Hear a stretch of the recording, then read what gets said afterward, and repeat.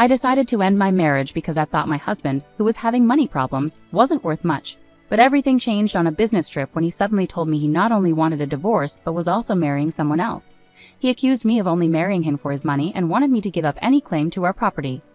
Facing my cold husband, who had never really respected me since we got married, caused him to fall apart and hit rock bottom. I'm Karen, 35 years old, raised by my single mom since my dad died when I was in kindergarten.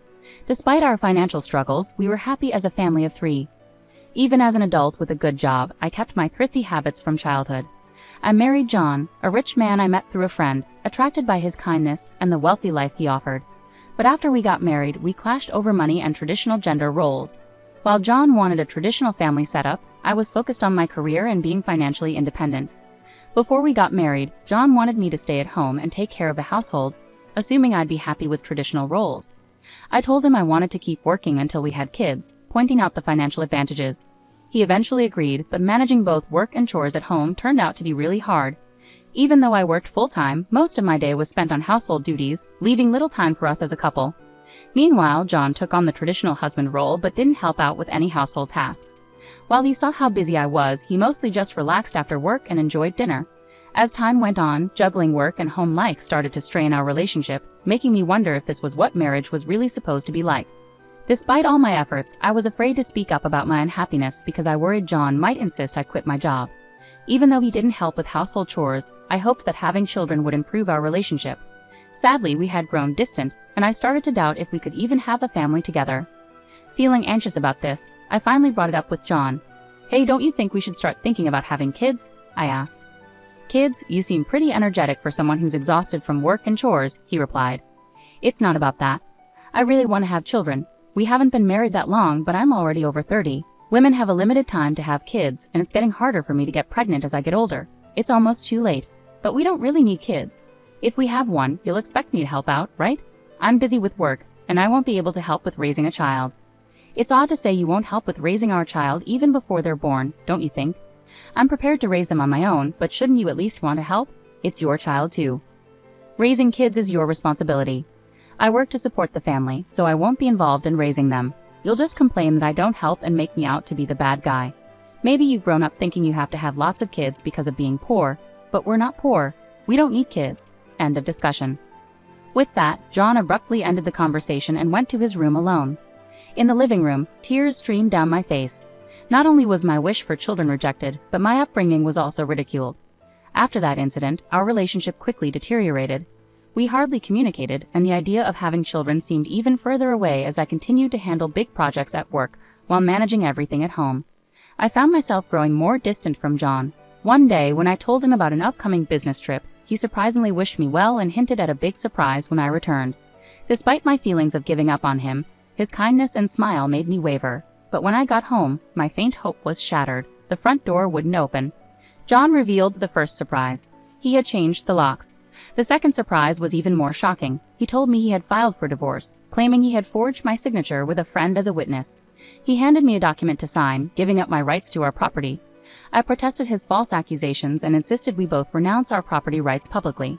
John stubbornly refused and redrafted the document on his computer, sparking a tense argument. As I left the house, he insulted me for being poor and threatened to throw away my things. A few days later, John panicked and called me. "Why are you saying I didn't do anything? What's going on?" I asked. "I've been told to leave the apartment," he said. "You were still living there. That's not allowed.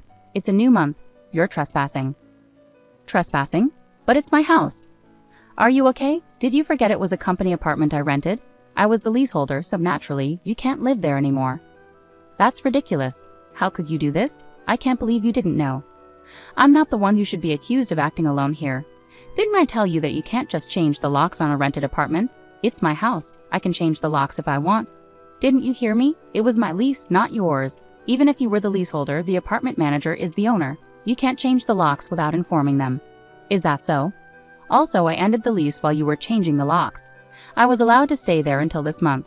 I was planning to come back, but now you've unlawfully altered someone else's property, which could be considered criminal damage." "Wait, why did you end it so early? Criminal damage? Is that why the police are at the front door now?" "I'm too scared to open it," he confessed. "Don't worry, it's probably not about trespassing or criminal damage. It's best to talk to them and find out." "Why would the police be here?" Because I reported you for filing the divorce papers yourself. It seems you've committed crimes like forgery and using a private document fraudulently. Divorce papers can be filed by one person, but only if both parties agree and personally sign them. Since John forged my signature and the witness, it's clearly a crime. He seemed unaware of the severity of his actions, so I pressed on. So the divorce papers you submitted are invalid, and your marriage to Susan can't happen either. How do you know about Susan? Did you think I wouldn't find out? I hired a private detective agency to thoroughly investigate your affair with Susan. It was challenging to manage during a busy time at work. You even had a lavish wedding ceremony while I was supposedly on a business trip. Wait, your business trip was a lie? Yes, I took time off work, despite being busy, to gather evidence and prepare documents. I knew about you bringing Susan home. It would have been impossible to do all this while working. After I revealed everything, John was speechless and sounded upset, even over the phone. Then he pleaded with me, "Please don't tell Susan. I'm divorced? Why would I? There's no truth to that." Really? Thank you. Are you misunderstanding something? When did you think we got divorced? That fake divorce paper is invalid. Legally, you're still my husband, not divorced. What? So, because you committed adultery, legally Susan owes compensation as my husband. I sent the demand for repayment to her house yesterday by express delivery. She didn't know you were married, right? I can't withdraw the claim now. I know Susan believed you were single, but I still sent the demand deliberately. Susan hasn't contacted me yet, so maybe she hasn't received the letter. It should arrive soon.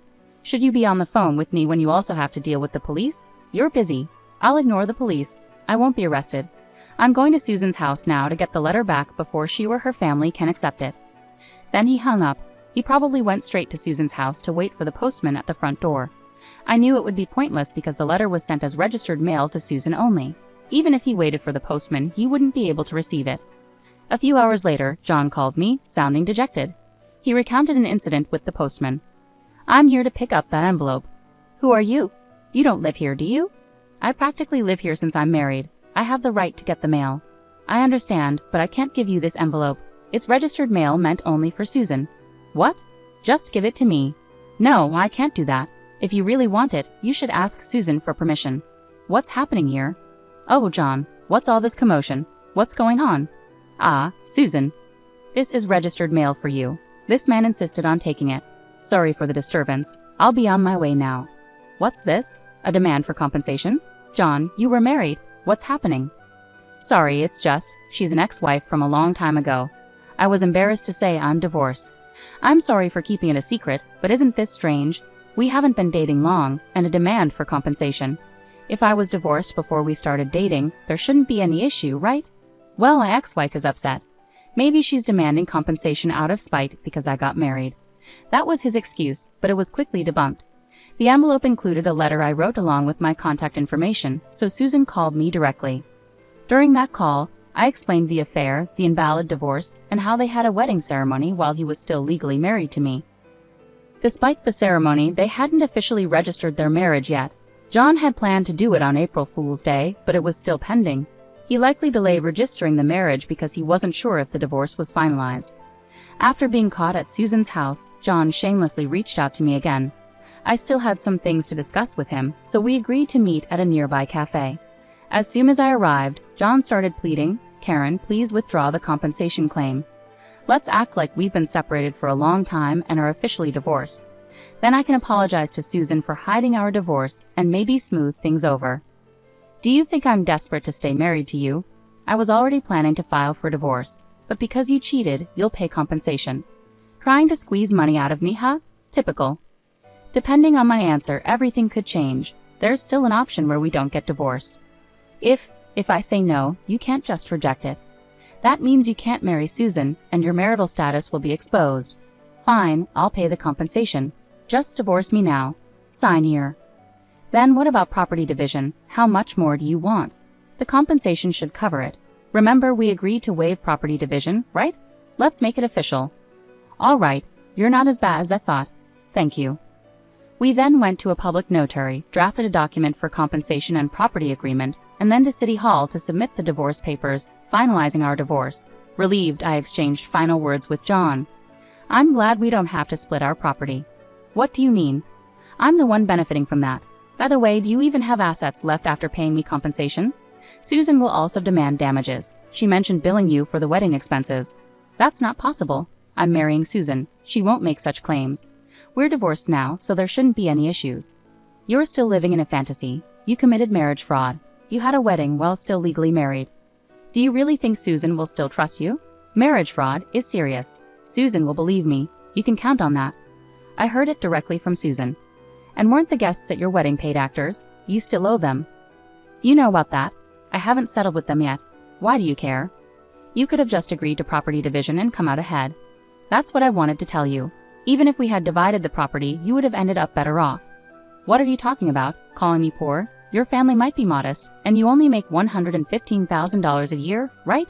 Even with a raise, it wouldn't be more than $20,000. You don't own any property. You keep accusing me of being poor, but it seems you've misunderstood.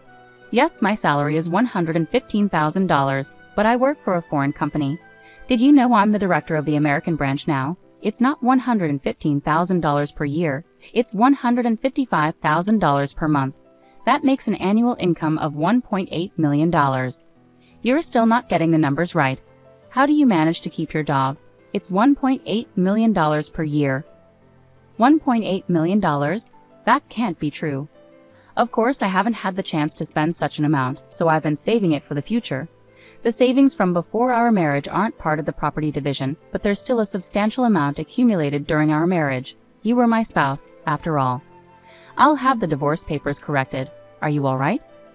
After all the disrespect, you expect me to happily undo the divorce? If you have that much money, why bother contesting the compensation, right? It's just a small amount to you. Whoever laughs at a penny will cry for a penny. This compensation is for the emotional pain you caused me. Honestly, I could ask for more. Now that it's settled, make sure you pay it, even in installments. I'll be frugal. Also, don't go back to that apartment. Your things should already be moved to your parents' house. You may have thought I didn't have much, but I had already moved most of my belongings. Were you that indifferent to me? I have so little I have to go back to my parents' place. They don't know everything yet, do they? Let me explain. Don't say anything. I've already told them everything. They deserve to know why we're divorcing. Oh, and your father said, never set foot in our home again. He collapsed and I left the cafe. Later I heard he caused trouble at the police station. Despite my advice, he returned to the apartment. He sat there aimlessly in the empty apartment until the manager called the police, and he was taken away. It's unclear whether he was arrested for obstructing public duties, trespassing, or due to the forged divorce papers. Eventually, his parents took responsibility for him. After speaking with me and learning about Susan, they decided that their first priority was to apologize and pay damages to Susan's family. They visited Susan's house and knelt in front of her family to apologize. They settled everything without pursuing charges for marriage fraud, even covering the costs of the wedding. I had expected them to pursue legal action, so it was disappointing that they didn't. So I decided to pursue legal action against him for forging the divorce papers. John offered a settlement, but I refused to withdraw the lawsuit. I didn't want him to think that his actions could be resolved simply with money. I wanted him to face the consequences and understand the seriousness of what he had done, even if it required time and effort on my part. I left everything in the hands of my lawyer to ease the burden on myself. Although it took time, John was exposed for his actions and the marriage fraud. He couldn't continue working at his company after being detained by the police and subsequently going absent without leave, leading to his eventual termination. He ended up living with his parents, working long hours at a relative's construction company. His father took control of his earnings, leaving him with very little income. I had expected his parents to support him, but they were stricter than I imagined. They paid the compensation I was owed and settled with Susan's family, planning to make John work tirelessly until he repaid everything. He lived in a makeshift accommodation without electricity, receiving only $5 per day for food, which was deducted from his earnings. Their intention was to pressure him until he paid off his debts, and then they planned to push him out, a harsh consequence after years of relative comfort. After the divorce was finalized, I was offered a position at our head office abroad, so I moved overseas. I had concerns that John might try to reach out for help or harbor resentment, but moving abroad eased those worries. Initially, I thought work would be my focus for a while, but soon I found a new relationship. I'm now dating a foreign executive from our head office, and I'm pregnant with plans to marry soon. I've been open with him about my past and my ex-husband, and he's been understanding and supportive. I'll be taking maternity leave soon and intend to return to work, with his full support. He's eager to take paternity leave and co-parent, which reflects a different cultural perspective. After enduring torment from my ex-husband, I finally feel like I'm achieving genuine happiness and confidence in building the family I've always dreamed of. Many people suffer due to selfish spouses, and while divorce isn't always the ideal solution, enduring in silence isn't virtuous either. It's crucial to understand that honest discussions can lead to resolutions, and sometimes divorce becomes the necessary path forward.